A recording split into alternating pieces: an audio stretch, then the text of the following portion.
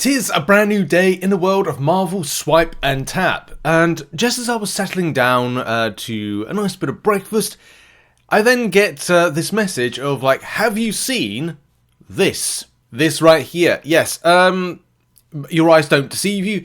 No, this is not Superior Iron Man, and no, this is not Gwenpool. You don't normally cover leaks, Rich. Yes, I do have a bit of like a thing where I just like, oh, I don't cover leaks, but this is a leak. Why are you covering this? Well, if Kabam leak their own things, then I think at that point everything is fair game. And these now become fair game because, and hey, don't get too mad with me, Kabam sent an email with these on. So that's, yeah. Further bit of context to this because I do want to find out more about the characters. I am very happy. I'm going to go into like, there's so many emotions and things going through my mind at this moment in time. But Kabam actually sent out an email showcasing the next champions. I don't know if these are like down as placeholders in any case, but there was this message that went out to players. Again, I'm not quite sure of what I didn't get this email, but then Kabam might have sent it, and then by the time they might have like retracted it or something. I don't know more than that. Massive shout out, by the way, goes to Blizzard and band player on X, who kind of like, you know, we found out this was, and this is the context, the evidence to that, because you can see right here from the email that this comes from the get romantic bonuses when buying units, claim now, blah blah blah blah. And I think if you scroll down further, you then got to this right here. Which champions do you want to win? Tap to vote now. Superior Iron Man, 76%, and Gwenpool, 24%. And yes, your eyes do not deceive you because that those champions are not the placeholder champions, but this might have been a placeholder for next month when Kabam choose to do something, and for whatever reason they've just shoved it in. Or Kabam are doing a purposeful tease, hoping that people might cover it and then stir up a bit of hype. I don't know. Sometimes I kind of don't know if Kabam are just doing that. Should we be silly? Should we do something wrong and a bit of a boo-boo? Maybe that's a good idea. People will start talking about it. Bit of hype. Or maybe not. Or maybe this is just a bit of a mistake here. But yeah, I'm really excited. Like, I'm just... Wow, Jean Grey is coming to game. It's likely these champions are next month as opposed to this month, because you go, like, Kabam wouldn't just put placeholder images in place for April, May and June. It would likely be something that's sooner rather than later.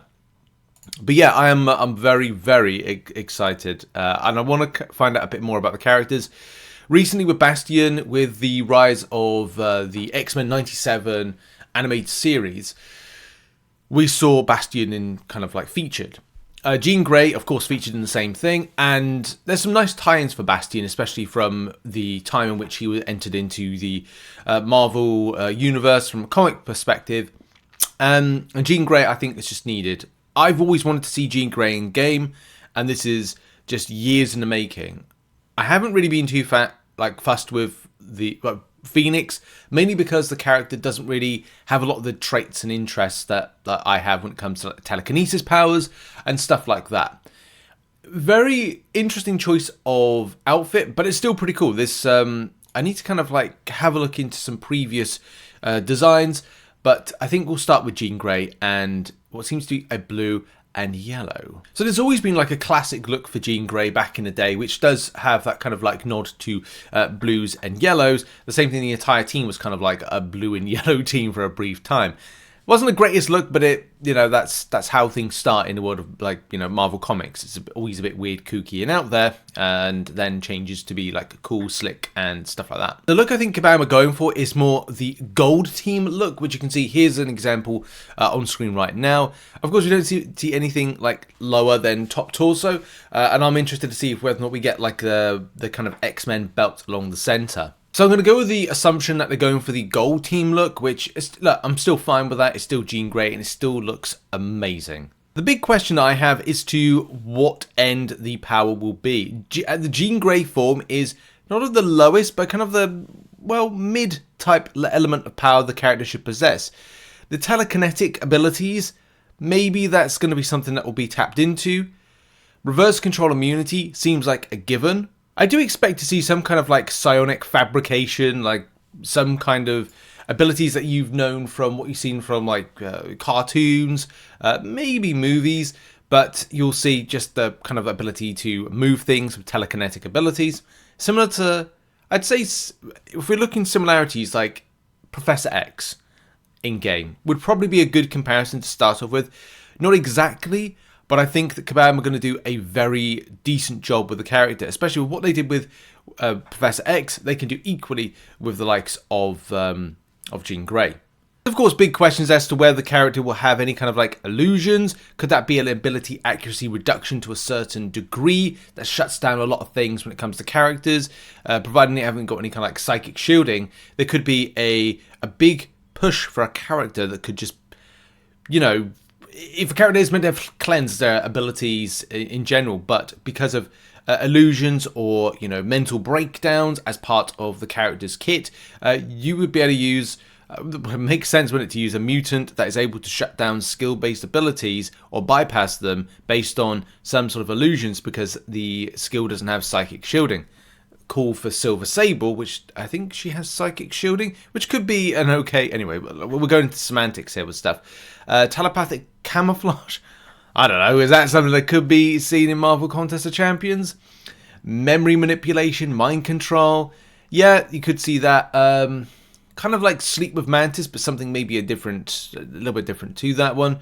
Mental paralysis, there could be something there, that a new type of damaging debuff. Maybe, maybe not. Like heal trauma, mental sedating.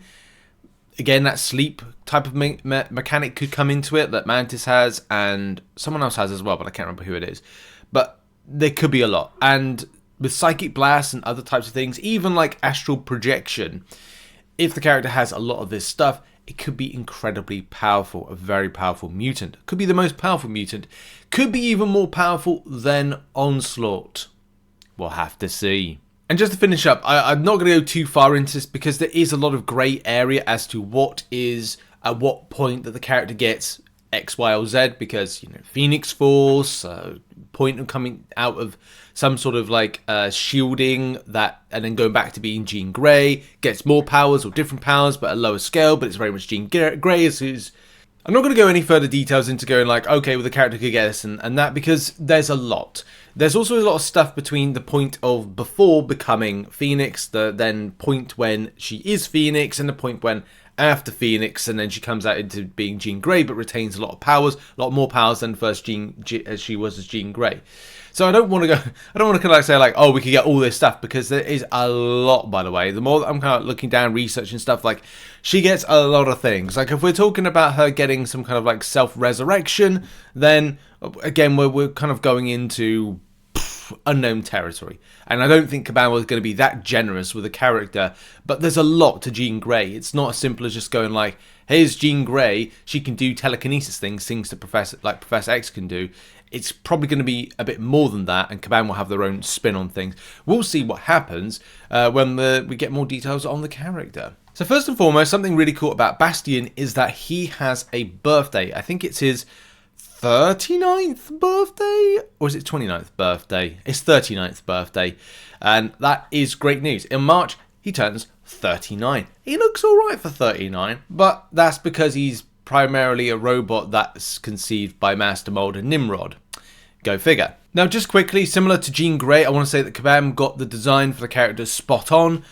Just looks brilliant. You know, I'm looking at this again for another time. Look at that. It just looks good. Kabam did a fantastic job with Bastion and, of course, Jean Grey, but, of course, Bastion's who we're talking about. Now, I would assume that this would be a tech-based champion based on everything about the character. It would be kind of a no-brainer. The character has like all the things you'd expect from a tech, being that it's quite strong, durable, probably have regeneration abilities. It would also have some kind of, well, it could have a damaging debuff of some description. And whether or not the character could command any kind of like tech, well, that would be an interesting thing right there. I'd say like with a quick repair would have some kind of like regeneration factor to the character, more than likely. Energy manipulation, yeah, we've seen that before with Mega Sentinel, we've seen it with Nimrod, so imagine those, but kind of like, you know, ramped up. Telepathic immunity, we're talking maybe reverse control immune option. That would be cool. Time travel, not quite sure. That may be something that kind of factors into like an SP3 or an SP2. We'll have to see. Portal creation, I don't know. And teleportation, again, I don't know. Would it be bamfing around similar to Nightcrawler? Yes, I'm talking about a mutant. But the fact is, it's just about that movement across screen, similar to Quicksilver, as opposed to, well, doing a mutant-based abilities, which, let's face it, it's probably not going to do. Either way, I'm going to treat this like an open book, because I don't know what Kabam have got cooking up with this one, but there's a lot of things that happen about the character, that he could provide infections because of techno-organic virus. He could do a whole number of things. So I'm very much going to treat this character like an open book for kind of Kabam jotting down what they think is going to be good for it. Cybernetic-wise, we know the character will have a lot of tech things.